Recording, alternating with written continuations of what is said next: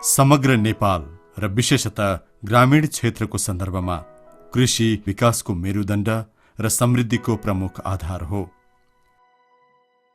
देशका करिब 66% जनता कृषिमै आश्रित छन् भने यस क्षेत्रले कुल गृहस्थ्य उत्पादनको 33% हिस्सा ओगटेको छ।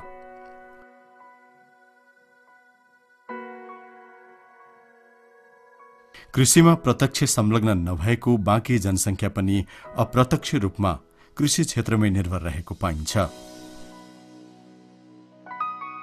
पहाडी तथा हिमाली भेगमा कृषि क्षेत्रले जनसङ्ख्याको खाद्यान्न आवश्यकतालाई सम्बोधन गर्नुपर्ने एकातर्फ छ भने जलवायुमा आएको परिवर्तनको असर र प्रभावहरूसँग जुझ्दै दिगो उत्पादन प्रणालीको विकास गर्नुपर्ने चुनौती अर्कोतिर छ। स्वदेशमै रोजगारीका अवसरहरू सिर्जना गरी युवा जनशक्तिको पलायन रोक्न कृषि क्षेत्रको अहम भूमिका रहेको छ।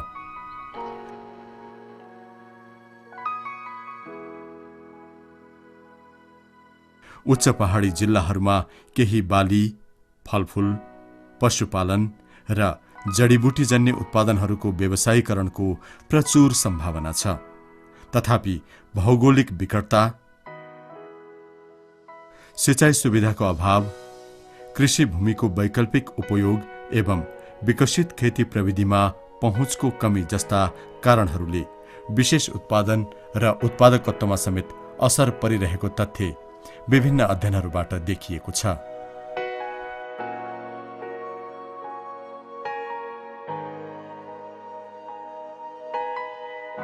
हिमाली भेगमा गरिबी र खाद्य असुरक्षा बढी हुनुमा निर्वाहमुखी कृषि प्रणाली पनि एक कारण रहेको तथ्य स्मरणीय छ।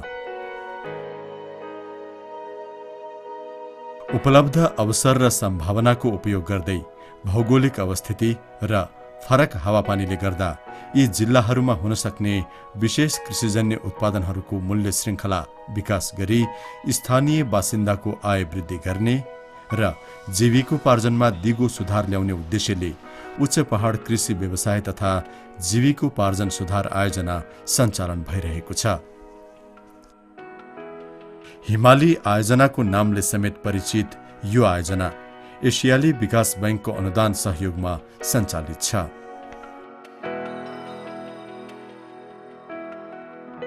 उच्च पहाडी 10 जिल्लाका बासिन्दालाई आय आर्जनमा सहयोग पुर्याउने, उनीहरूको जीविकोपार्जनमा दिगो सुधार गर्ने, हिमाली क्षेत्रका विशेष उत्पादनहरूको मूल्य श्रृङ्खला विकास गर्ने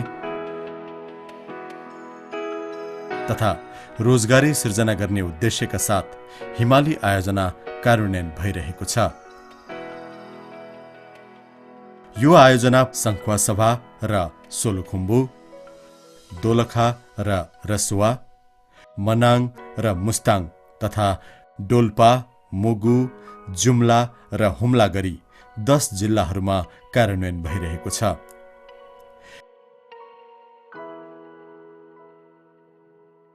हिमाली आयोजना पशु सेवा विभाग मार्फत कार्यान्वयन भइरहेको छ भने यसमा नेपाल उद्योग वाणिज्य महासंघको कृषि उद्यम केन्द्र हिस्सेदार रहेको छ।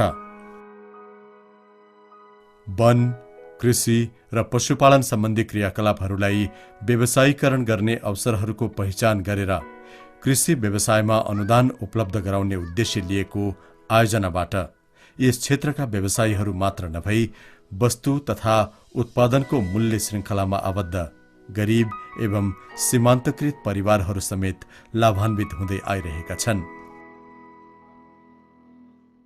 अनुदान पाएपछि मलाई खुसी लाग्छ सर। अब किन आफ्नो लगानी हामीले अब ऋण गरेर त गर्नुपर्ने हुन्छ सर। अब आफूसँग पैसा नभएपछि अन्त फाल्टो लगानी के अरे कोहीसँग सरसपट लिएर त गर्नुपर्छ नि। अनुदान पाइसकेपछि त ब्याज पनि तिर्नु नपर्ने, फिर्ता नि गर्नु नपर्ने, यो त धेरै खुसी लाग्छ सर। त्यही भएर खुसीको लागेर पनि यो मैले काम खुसीसँग चाहिँ काम गरेको छ। अब अहिले मैले जुन अब यो घरहरू बनाएँ अनि त्यहाँदेखि अहिले चाहिँ घाँसहरू अनि उहाँहरूसँग मैले जम्मा 2 किस्ता लिएको छु। अब हिमालीले अब बाख्रा पनि किनिदिने भयो, घर पनि बनाइदिने भयो, सबै गरिदिनु भयो। हामी पारको मान्छेले योभन्दा राम्रो केही पनि छैन। एक कुराले दोस्रो कुरामा आफिस आयो यहाँ मैले चाहिँ भगवानको कृपाले चाउरी पनि किन्यो, आफूले पनि छ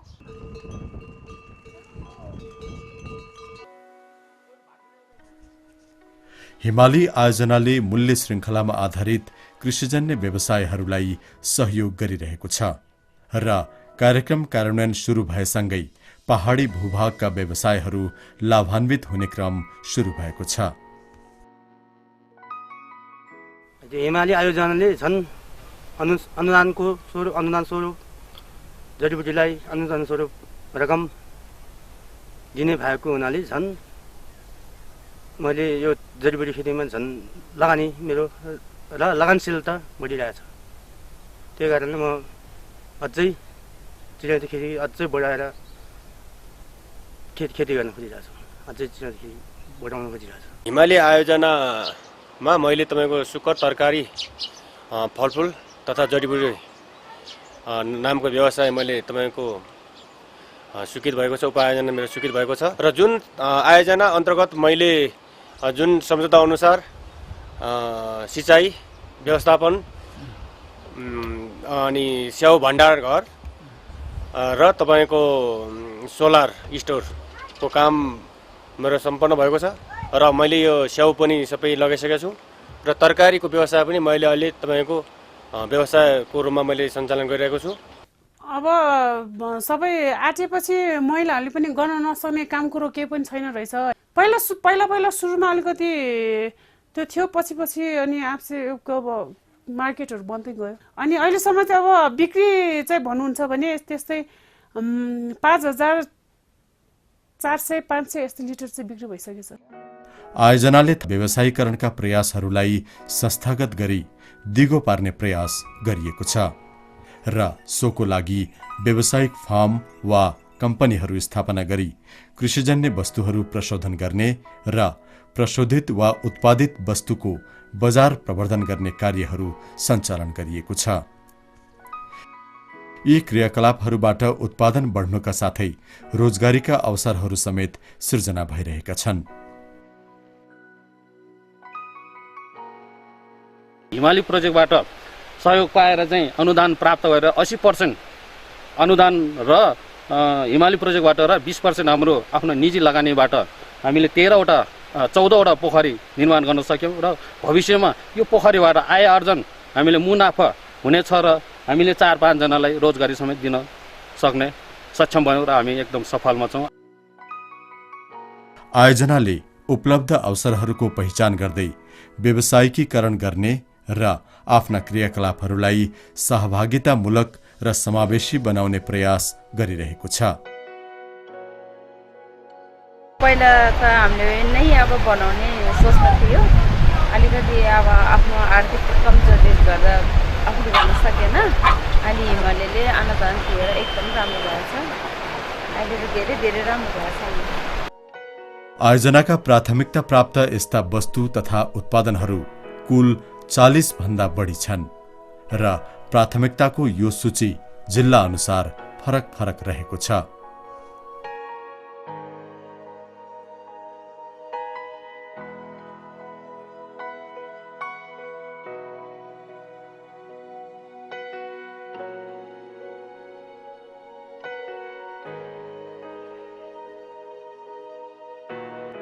आयोजनाले कृषि व्यवसायहरू स्थापना तथा विस्तार गर्न अनुदान दिँदा स्थानीय स्तरमा उपलब्ध हुन सक्ने स्रोत, उत्पादित वस्तुको बजार माग र बिक्रीको सुनिश्चितता जस्ता पक्षमा विशेष ध्यान दिने गरेको छ। 2-4 वटामा मात्रै सुरु गरिरहेको थियौँ सर। अब त्योभन्दा माथि हामीसँग पुँजी पनि थिएन सर, एकैचोटि बढाएर लान सक्ने। अनि त्यसमा चाहिँ अब हिमाली आयोजनासँग म यसो गर्छु भनेर हामीले त्यो प्रपोजल लिएर गएपछि उहाँहरूको सहयोगबाट अब तपाईँ हामी 5 वटाबाट 25 वटामा पुगेका छौँ होइन। त्यसपछि उत्पादन पनि त्यही अनुसारको बढेर जाने भयो सर, आम्दानी पनि त्यही अनुसारको बढेर जाने भयो। यसले गर्दाखेरि अब टेवा त राम्रो पुगेको छ सर हिमाली आयोजनाबाट।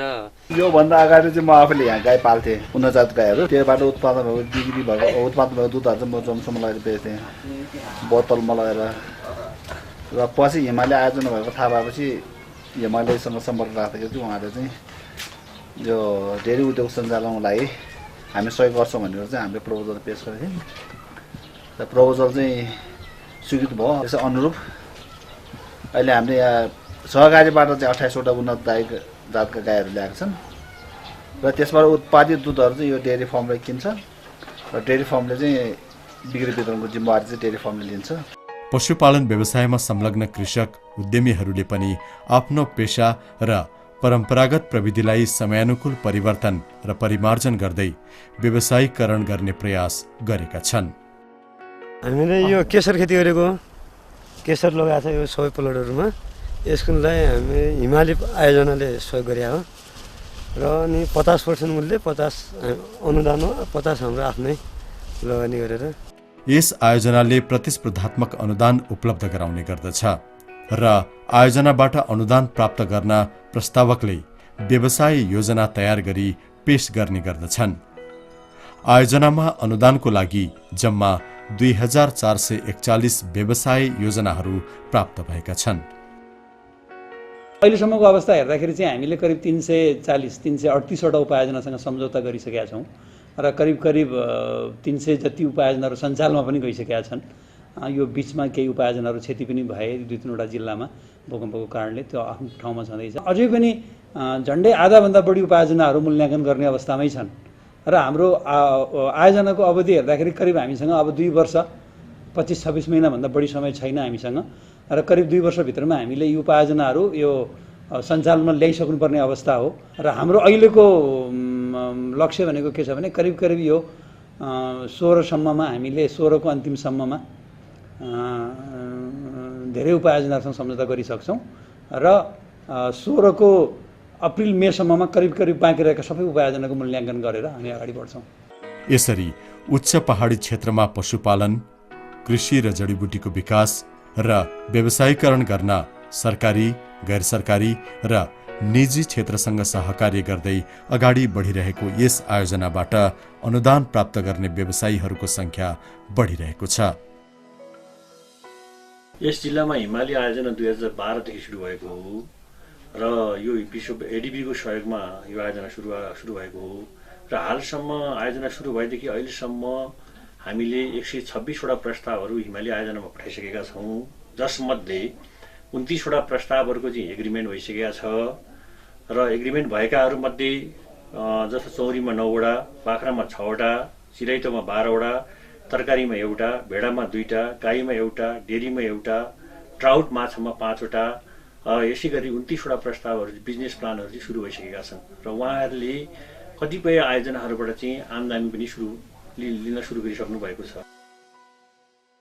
विकास यात्रामा पछाडि परेको तर विकासको प्रचुर सम्भावना बोकेको हिमाली भेगको आर्थिक एवं सामाजिक विकास बिना समग्र नेपालको विकास अपुरो हुने तथ्य मनन गरी हिमाली आयोजना सुरु गरिएको छ र यो लगानी नै कृषि क्षेत्रको व्यवसायीकरणको लागि यहाँ गरिएको आजसम्मको सम्भवतः सबैभन्दा ठूलो लगानी हो।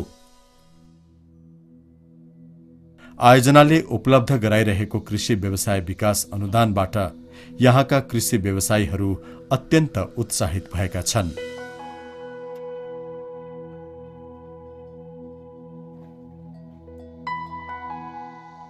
हिमाली आयोजनामा प्रपोजलहरू हालियो बनाएर, अनि लास्टमा प्रपोजल हालेर पनि हामीलाई जुन 80% को हिसाबले 60वटा चाउरीको दियो पनि र दिएर जुन तपाईँको चाउरी खरिद गरेर तपाईँको त्यो चाउरीबाट आएको जुन दुधले दिएको दुधले चाहिँ नि अब यसपालि चाहिँ 2 वर्ष भयो।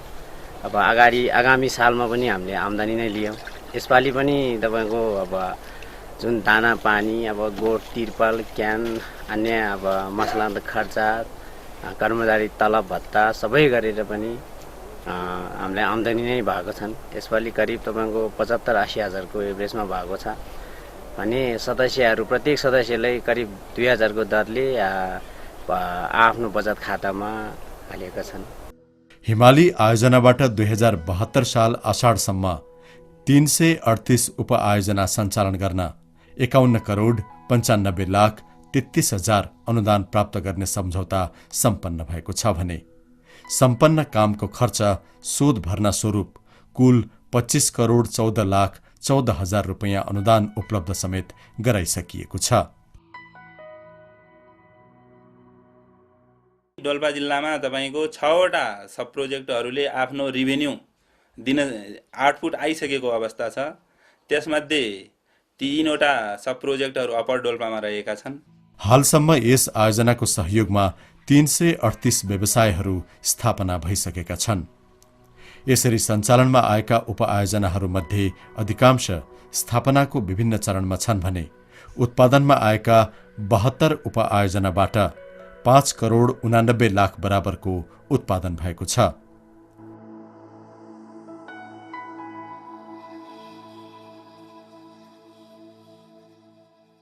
त्यस्तै पारिवारिक र ज्यालादारी गरी यी उपआयोजनाहरूले 2004 जनालाई हालसम्म रोजगारी प्रदान गरेको छ।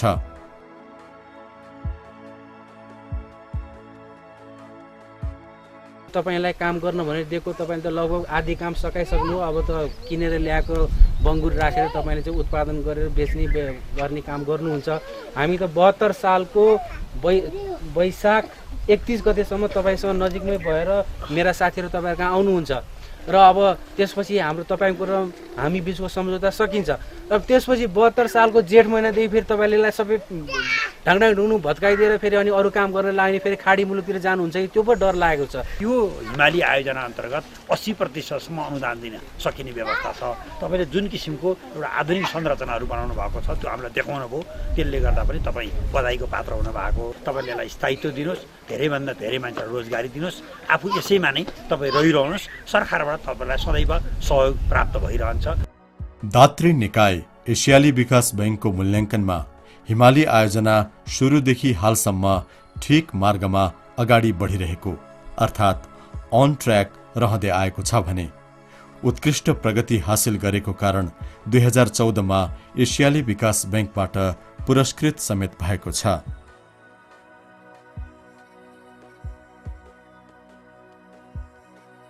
राम्रो नेपालको एउटा चाहिँ सफल आयोजना भनेर चाहिँ एउटा पुरस्कार पनि पाएको अवस्था हो।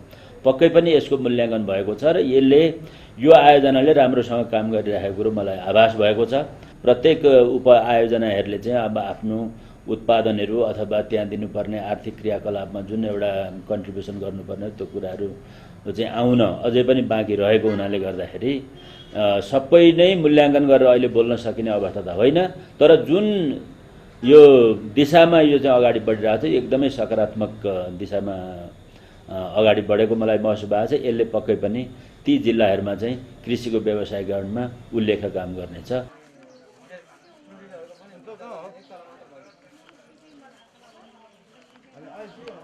दुई 2072 साल वैशाख 12 गतेको महाभूकम्प र त्यसपछिका पराकम्पनका कारण रसुवा, दोलखा र सोलुखुम्बु जिल्लाका हिमाली आयोजनाको सहयोग प्राप्त 72वटा उपआयोजनाहरूमा करिब 2,19,00,000 बराबरको क्षति पुगेको प्रारम्भिक मूल्याङ्कन आयोजनाले गरेको छ। यसरी आउने विपद बाहेक आयोजना सञ्चालनको क्रममा अन्य विभिन्न चुनौतीहरू पनि सामना गर्नु परेको छ। हिमाली आयोजनाको एउटा सबभन्दा प्रमुख कठिनाइ भने यो भौगोलिक अत्यन्तै विकट क्षेत्रमा गएर आयोजनाले काम गरिरहेको छ होइन। त्यसले गर्दा सञ्चार सम्पर्क, नियमित अनुगमनको एउटा पाटो छ।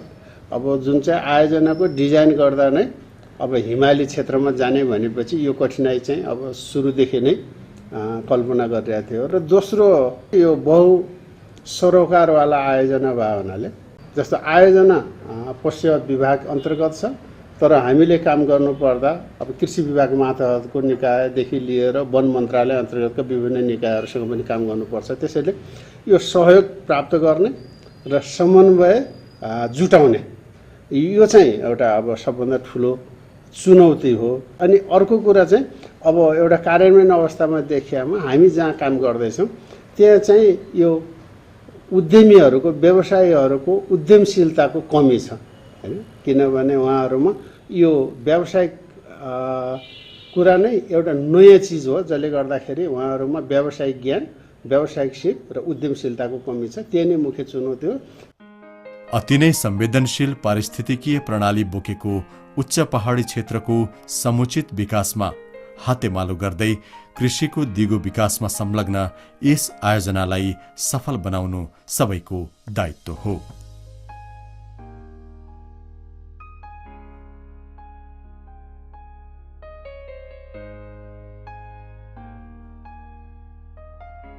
यो आयोजनाको बेसिक कन्सेप्ट भनेकै यो कृषिजन्य मूल्य श्रृङ्खलामा आधारित भएर कृषिजन्य वस्तुहरूको चाहिँ उत्पादकत्व वृद्धि गर्ने र यसबाट चाहिँ त्यहाँका किसानहरूको बहुसङ्ख्यक किसानहरूको चाहिँ जीविकोपार्जनमा सुधार ल्याउने हो र यही सिलसिलामा विभागको तर्फबाट मैले भन्दाखेरि यो आयोजना चाहिँ एकदमै यो आवश्यकतामा निहित रहेर चाहिँ यो आयोजना आएको छ र यो आयोजनाले हालसम्म जे जति कार्यक्रमहरू कार्यान्वयन गरेको छ विभागको तर्फबाट मैले विशेष रूपमा यसलाई तल्लो तहसम्म गएर निहालेको पनि छु र विश्लेषण पनि गरेको छु र यसले हेर्दाखेरि वास्तवमै यो आयोजनाले आफ्नो जुन कार्यक्षेत्र छ कार्य गरेको जिल्लाहरूमा यो मूल्य श्रृङ्खलामा आधारित भएर त्यहाँका चाहिँ बहुसङ्ख्यक किसानहरूको जीवनयापनमा सुधार ल्याउनको लागि उल्लेखनीय कार्य गरेको मैले पाएको छु र महसुस पनि गरेको छु। हिमाली आयोजना सम्बन्धी जानकारी प्राप्त गर्न जिल्ला कृषि विकास कार्यालय वा जिल्ला पशु सेवा कार्यालय तथा जिल्ला उद्योग वाणिज्य सङ्घमा सम्पर्क गर्न सकिनेछ। यसैगरी हिमाली आयोजनाको आयोजना व्यवस्थापन कार्यालय हरिहर भवन ललितपुरमा समेत सम्पर्क गरेर आयोजनाको बारेमा जानकारी प्राप्त गर्न सकिन्छ।